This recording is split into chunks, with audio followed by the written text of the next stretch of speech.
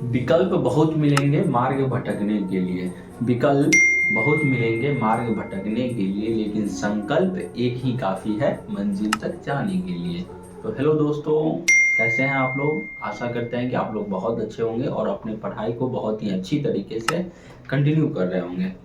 तो चलते हैं आज की इस नई लेक्चर में। मैं फिजिक्स के उसी सीरीज को आगे बढ़ाते हुए आज मैं आपको उस चैप्टर के जस्ट अगले टॉपिक के बारे में चर्चा करूंगा। मैंने पिछले लेक्चर में प्रकाश के अपवर्तन नामक नया चैप्टर को चालू कर रखा था और उसी में आज मैं आपको अपवर्तन के नियम के बारे में बताऊंगा। ठीक है, तो आशा करते हैं कि आप लोग पीछे का मेरा जितने भी लेक्चर है उन सभी लेक्चर को अच्छे से कवर कर लिए होंगे और उस चीज़ को अच्छे से याद कर लिए होंगे, क्योंकि पढ़ना मायने बिल्कुल भी नहीं रखता, बल्कि उस चीज़ को हम याद रख ले ये मायने रखता है। क्योंकि एग्जामिनेशन हॉल में आपको वही काम आएगा जो चीज़ आपके पास याद रहेगा, आपके स्मरण में रहेगा। इसलिए ज़्यादा से ज़्यादा कोशिश कीजिएगा आप लोग उस चीज़ को याद कर लें। और अभी मोस्टली आप रिवीजन पर ही बिल्कुल ध्यान रखें और नया से नया चीज़ें पढ़ने पर बहुत कम ध्यान रखें। और कहीं ना कहीं हमसे जुड़े हैं तो मैं आपको साइंस के लिए बिल्कुल आश्वस्त कर दे रहा हूँ, क्योंकि साइंस में मैं जो पढ़ाऊँगा वो आपके एग्जाम के लिए इनफ है, कम समय में ज़्यादा नंबर लाने के लिए बिल्कुल इनफ है। ठीक है, तो चलते हैं आज के इस नए लेक्चर में। मैं आपको अपवर्तन के नियम के बारे में सबसे पहले बताऊंगा। ठीक है, तो लेट्स स्टार्ट।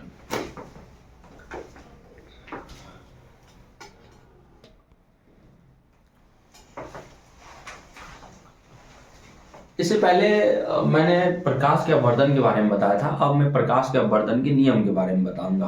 प्रकाश के अपवर्तन के नियम, जिस प्रकार मैंने प्रकाश के परावर्तन चैप्टर में प्रकाश के परावर्तन का नियम बताया था कि प्रकाश का परावर्तन किस प्रकार से होना चाहिए, ठीक उसी प्रकार प्रकाश का अपवर्तन से संबंधित कुछ नियम दिए गए हैं जिनको मैं अभी चर्चा करूंगा। ठीक है, तो प्रकाश के अपवर्तन से संबंधित कुल 2 ही नियम है।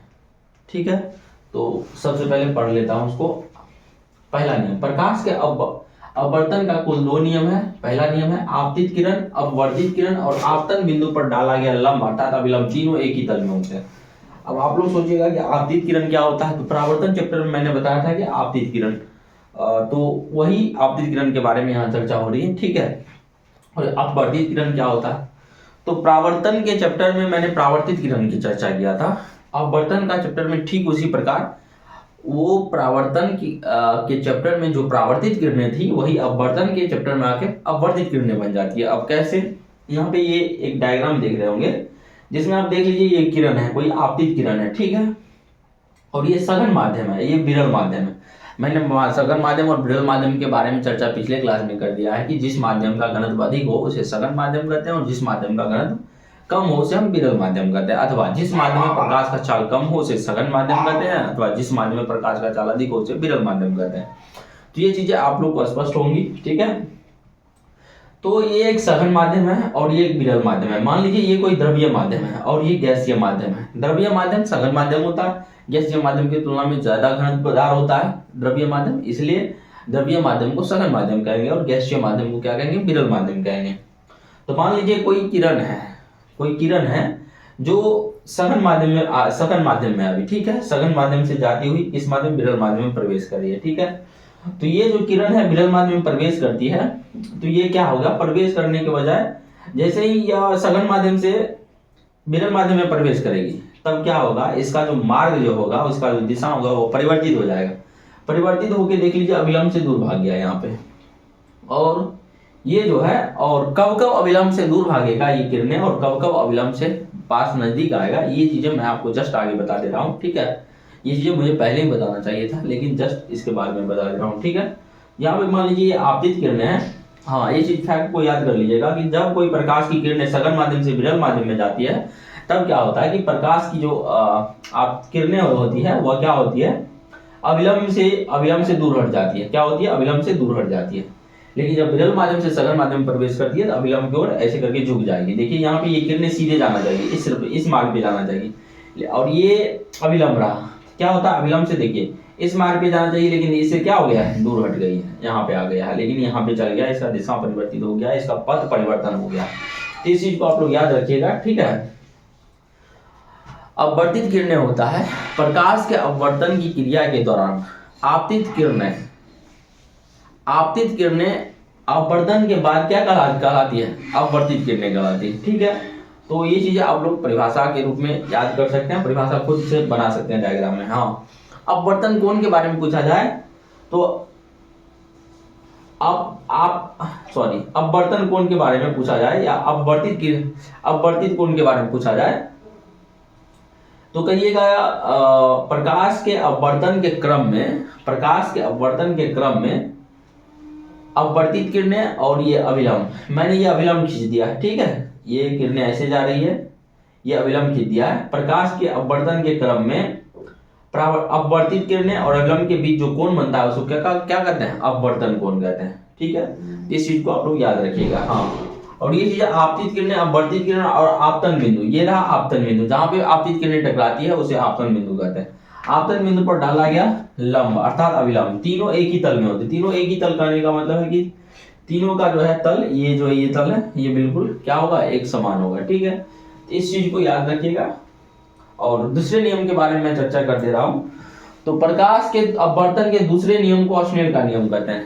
आपके यदि ऑब्जेक्टिव में पूछा जाए प्रकाश के अपवर्तन के किस नियम को हम स्नेल का नियम कहते हैं, तो प्रकाश के अपवर्तन के दूसरे नियम को हम क्या कहते हैं? स्नेल का नियम कहते हैं। अब प्रकाश के अपवर्तन का दूसरा नियम क्या होता है या स्नेल का नियम क्या होता है, इसका चर्चा मैं जस्ट अगले स्लाइड में करूंगा। तब तक आप इस चीज को नोट कर लीजिए अथवा आप स्क्रीनशॉट ले लीजिए और इसको नोट कर लीजिएगा। ठीक है, तो ये चीज को आप लोग लिख लीजिए और नोट करने से अच्छा होगा कि आप लोग इस चीज को बहुत जल्द से जल्द याद कर लीजिएगा, क्योंकि अभी जस्ट आप जैसे ही क्लास देखिएगा उसके जस्ट बाद यदि याद कर लेते हैं तो ये चीजें आपको बहुत जल्दी याद हो जाएगी। लेकिन यदि क्लास करके यदि बहुत बाद में याद करते हैं तो वो चीजें आपको बहुत कम याद रहेगा और बहुत जल्दी याद नहीं हो पाएगा। तो इसलिए आप लोग क्लास यदि करते हैं तो साथ साथ ही उस चीज को याद करते जाइए। ठीक है, तो इसको ले लीजिए स्क्रीनशॉट पर।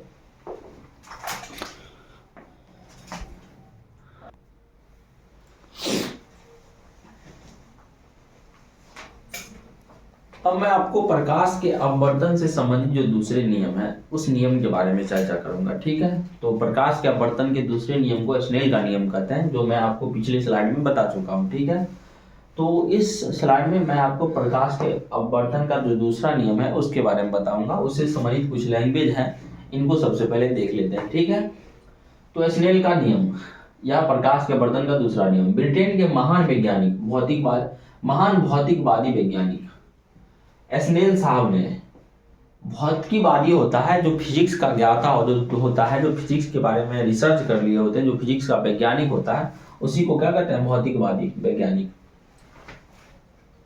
तो ब्रिटेन के एक महान भौतिकवादी वैज्ञानिक हुए कौन? स्नेल साहब। स्नेल साहब ने प्रकाश के अपवर्तन से संदर्भ में प्रकाश के अपवर्तन से संबंधित उन्होंने कई सारे बहुत ही ज्यादा रिसर्च किए और रिसर्च करने के पश्चात उन्होंने एक नियम दिए। कौन सा नियम दिए? तो आपतन कोण और अपवर्तन कोण। चूंकि अपवर्तन कोण की चर्चा जो है वह प्रकाश के अपवर्तन के चैप्टर में ही देखने को मिलती है, तो इसी के संदर्भ में उन दोनों के संबंध में स्नेल साहब ने, जो कहाँ के रहने वाले थे? ब्रिटेन के रहने वाले थे, और यह नियम कब प्रतिपादित किए? 1621 ईस्वी में। ठीक है, एडी को एनो डोमिनी कहते हैं और हिंदी में ईस्वी कहते हैं। ठीक है, आशा करते हैं एडी का मतलब भी आप लोग जानते होंगे। तो ब्रिटेन के महान भौतिकवादी वैज्ञानिक स्नेल साहब ने सन 1621 ईस्वी में आपतन कोण व अपवर्तन कोण के संबंध में जो नियम दिए, उस नियम को प्रकाश के अपवर्तन का दूसरा नियम या स्नेल का नियम भी कहते हैं। तो इससे ऑब्जेक्टिव कैसे बनेंगे मैं आपको बता दे रहा हूं कि प्रकाश के किस नियम को हम प्रकाश के अपवर्तन के किस नियम को हम स्नेल का नियम कहते हैं। तो प्रकाश के अपवर्तन के दूसरे नियम को हम स्नेल का नियम कहते हैं। स्नेल का नियम किससे संबंधित है? तो ऐसे भी क्वेश्चन पूछे जाते हैं। स्नेल का नियम प्रकाश के अपवर्तन से संबंधित है। स्नेल का नियम किसने दिया? तो स्नेल साहब ने ही दिया था। प्रकाश के अपवर्तन का नियम किसने दिया था? स्नेल साहब ने दिया था। प्रकाश के अपवर्तन का नियम प्रतिपादित करने वाला वैज्ञानिक कहाँ के रहने वाले थे? तो ब्रिटेन के रहने वाले थे। प्रकाश के अपवर्तन का नियम कब दिया गया? तो 1621 ईस्वी में। प्रकाश के अपवर्तन का नियम किसने दिया? स्नेल साहब ने दिया। ये सभी तमाम ऑब्जेक्टिव क्वेश्चन आपके बोर्ड एग्जाम के दृष्टिकोण से बन सकते हैं, जो मैंने आपको बतला दिया है। इस लैंग्वेज से इतना क्वेश्चन बन सकता है। ठीक है, तो ये रहा स्नेल के नियम का। हालांकि ये बहुत इंपॉर्टेंट टॉपिक है, ये इस टॉपिक को आपके बोर्ड एग्जाम में पूछे जा चुके हैं, ठीक है। इसलिए आप लोग इस टॉपिक को बाकायदा बहुत ही अच्छे तरीके से इस टॉपिक को पढ़िएगा, इस टॉपिक को याद कर लीजिएगा, ठीक है। ये है मोस्ट पॉपुलर टॉपिक है जो आपके बोर्ड एग्जाम में बार बार पूछ लिए जाते हैं, ठीक है। तो इस चीज को आप लोग याद कर लीजिएगा। तो ब्रिटेन के महान भौतिकवादी वैज्ञानिक स्नेल साहब ने सन 1621 ईस्वी में प्रकाश के देखिए सन 1621 ईस्वी में अब प्रकाश के अपवर्तन से संबंधित अपवर्तन कोण के संबंध में जो नियम प्रतिपादित किए या जो नियम दिए उस नियम को ही हम प्रकाश के अपवर्तन का दूसरा नियम कहते हैं, या प्रकाश अपवर्तन के दूसरा नियम को ही हम स्नेल का नियम कहते हैं। तो आशा करते हैं कि ये लैंग्वेज आप लोग समझ गए होंगे। आप ये नियम क्या था इस चीज का चर्चा मैं जस्ट अगले स्लाइड में करने वाला हूं, तब तक आप लोग इसको लिख लीजिएगा, ठीक है, या स्क्रीनशॉट ले लीजिए इसको, ठीक है।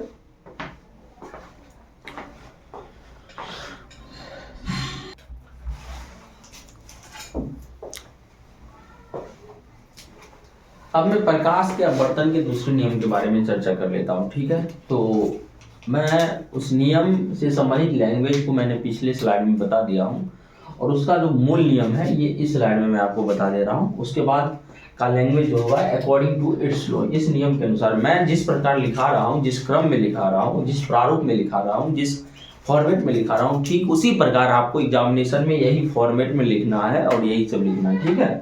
इससे क्या होंगे कि इससे आपका एग्जामिनेशन में अच्छा से अच्छा मार्क्स आएंगे, ठीक है। तो अकॉर्डिंग टू इट्स लॉ या इस नियम के अनुसार, ठीक है। तो प्रकाश के विशेष रंग के लिए जस्ट आगे आप जब इसी चैप्टर में मैं आपको बताऊंगा प्रकाश का वर्ण विक्षेपण, जिसमें आपको ये बताऊंगा कि प्रकाश का जो हम जो सूर्य का प्रकाश देखते हैं, श्वेत प्रकाश, वह कुल 7 रंगों के मिश्रण से बना होता है। वही बताया गया कि प्रकाश के विशेष रंग के, यानी प्रकाश में कुल 7 प्रकार के रंग पाए जाते हैं श्वेत प्रकाश में। तो प्रकाश के विशेष रंग के लिए आपतन कोण की जया आप लोग ये ट्रिगोनोमेट्री चैप्टर में पढ़े होंगे, साइन के बारे में, साइन थीटा कोस थीटा इस सब के बारे में। तो साइन का हिंदी होता है जया, तो वो उसी से संबंधित है जया, ठीक है। तो प्रकाश के विशेष रंग के लिए आपतन कोण की जया एवं अपवर्तन कोण की जया किन्हीं 2 माध्यमों के लिए नियतांक होती है। अब नियतांक होती है इसका क्या मतलब है, यानी कोई भी 2 माध्यम रहेगा उसमें आपतन कोण की जया और अपवर्तन कोण की जया जो होगा वह किन्हीं 2 माध्यम के लिए क्या होगी, नियतांक होगी, कांस्टेंट होगी, यानी उसका मान हमेशा एक ही रहेगा, वो कभी बदलेगा नहीं, ठीक है। तो वही इसी को मैं लैंग्वेज में लिखा दे रहा हूं। यदि आपतन कोण की जया साइन आई और अपवर्तन कोण की जया साइन आर हो तो म्यू बराबर साइन आई बटा साइन आर, जहां पर म्यू क्या है, एक नियतांक है, एक कांस्टेंट है, क्या है, कांस्टेंट है। ये फॉर्मूला दे देगा और आपसे पूछेगा ये फॉर्मूला किससे संबंधित है, तो प्रकाश के अपवर्तन के दूसरे नियम से, ठीक है। तो आशा करते हैं कि ये चीजें आप लोग समझ गए होंगे। अब मैं आपको जस्ट उसके अगले टॉपिक के बारे में चर्चा करूंगा, ठीक है, जहां से आपके ऑब्जेक्टिव क्वेश्चन भी पूछे जाते हैं। तो अब वर्तमान के बारे में मैं आप चर्चा करूंगा, ठीक है। तो इस चीज को आप लोग तब तक नोट कीजिए, ये आपके एग्जामिनेशन के दृष्टिकोण से मोस्ट फेवरेबल टॉपिक है। तब तक आप इसको लिख लीजिए अथवा स्क्रीनशॉट ले लीजिए, ठीक।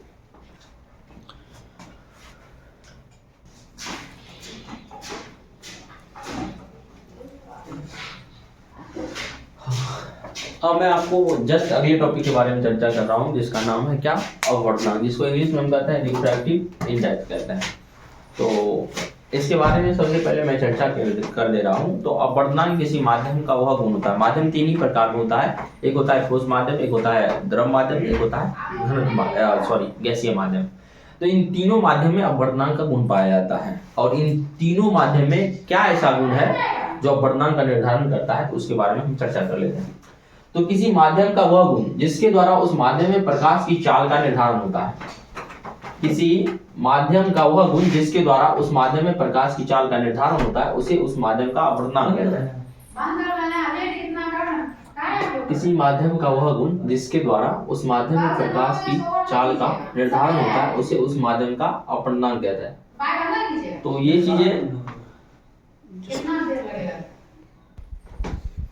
तो मैंने अभी जस्ट इसका परिभाषा पढ़ा है कि किसी माध्यम का वह गुण जिसके कारण उस माध्यम में प्रकाश की चाल का निर्धारण होता है, उसे उस माध्यम का क्या कहते हैं, अपवर्तनांक कहते हैं। तो ये चीजें आप लोग इस चीज को याद रखिएगा। और अपवर्तनांक के माध्यम से ही, अपवर्तनांक के द्वारा हम किसी अपवर्तनांक को जान करके हम यह पता कर सकते हैं कि इस माध्यम में प्रकाश का चाल इतना होगा, इस माध्यम में इतना होगा, ठीक है। तो इससे संबंधित कुछ फैक्ट भी मैं अगले जस्ट स्लाइड में बतलाने वाला हूँ। तो ये चीजें आप लोग लिख लीजिएगा, ठीक है। आप कहिएगा अपवर्तनांक का निर्धारण कैसे होता है। तो ये चीजें देखिए, अपवर्तनांक का निर्धारण कैसे होता है, जैसे मैं यहाँ पे बता दिया हूँ, किसी माध्यम का वह गुण जिसके द्वारा उस माध्यम में प्रकाश की चाल का निर्धारण होता है, उसे उस माध्यम का अपवर्तनांक कहते हैं। अपवर्तनांक का निर्धारण इस प्रकार होता है कि निर्वात या वायु में प्रकाश का चाल जो होता है वह सबसे अधिक होता है। प्रकृति में यदि किसी का सबसे अधिक चाल होता है वह प्रकाश का ही होता है, और वह कहाँ होता है, निर्वात में होता है, ठीक है। और निर्वात में जो प्रकाश का चाल होता है उससे थोड़ा कम वायु में प्रकाश का चाल होता है। इसलिए सामान्यतः कभी कभी लिख दिया जाता है निर्वात या वायु को एक समान ही मान लिया जाता है, लेकिन निर्वात और वायु में बहुत अंतर, क्योंकि वायु में कई सारे गैसों का मिश्रण पाया जाता है, जबकि निर्वात में किसी प्रकार का गैस नहीं पाया जाता है, गैसीय अणु नहीं पाया जाता है। निर्वात या वायु में प्रकाश की चाल और किसी माध्यम विशेष में प्रकाश की चाल के अनुपात को अपवर्तनांक कहते हैं। ये भी परिभाषा आप लोग लिख सकते हैं। और अपवर्तनांक को निरपेक्ष अपवर्तनांक की समानता कर सकते हैं, क्योंकि जब वायु के तुलना में किसी माध्यम का अपवर्तनांक चाल ज्ञात किया जाता है, किसी माध्यम में प्रकाश की चाल ज्ञात किया जाता है, तो उसे उस माध्यम का क्या कहते हैं, अपवर्तनांक कहते हैं। तो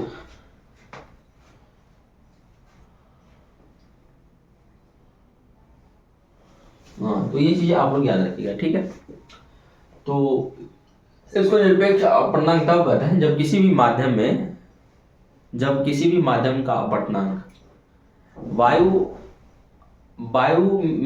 के अपवर्तनांक के तुलना में ज्ञात किया जाता है, तो उसे क्या कहते हैं, निरपेक्ष अपवर्तनांक कहते हैं, ठीक है। तो इस चीज को आप लोग याद रखिएगा। जस्ट रुक जाइए।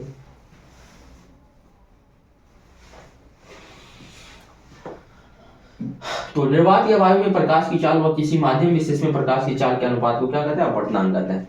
यदि निर्वात में प्रकाश की चाल CO, निर्वात में प्रकाश की चाल कितना होता है, मैं आपको पहले लेक्चर में बताया हुआ हूँ, 3×10⁸ मीटर प्रति सेकेंड होता है, ठीक है।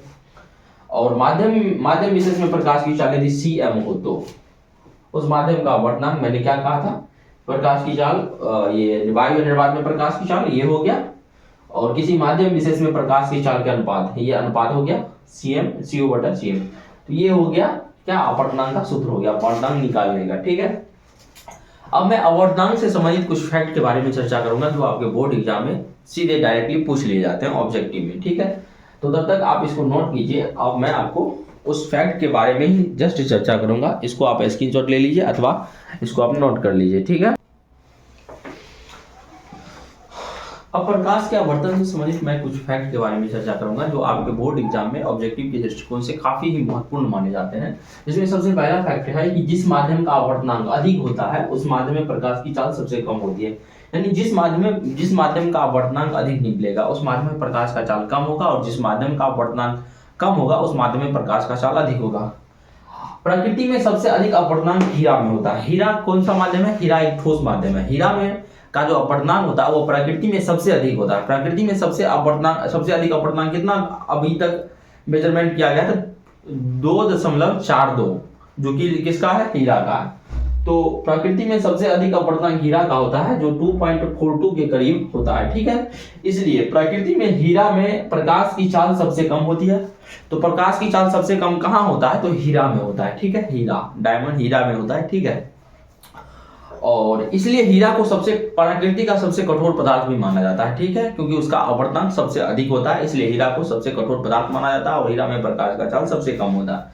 अब कहिएगा प्रकृति का सबसे कम अपवर्तनांक वाला पदार्थ कौन है, तो माध्यम कौन है, तो सबसे कम अपवर्तनांक वाला माध्यम कौन है, निर्वात है, ठीक है। और निर्वात के बाद कौन है, वायु है, जिसका चर्चा मैं जस्ट आगे करूंगा। इसलिए निर्वात में प्रकाश की चाल सबसे अधिक है और वायु में प्रकाश की चाल सबसे अधिक है। तो आज तक का क्लास यहीं तक। इस चीज को आप लोग नोट कर लीजिए कि ये फैक्ट आपके एग्जामिनेशन के दृष्टिकोण से बहुत ही ज्यादा महत्वपूर्ण है। तो आज का क्लास यहीं तक। जय। चलिए।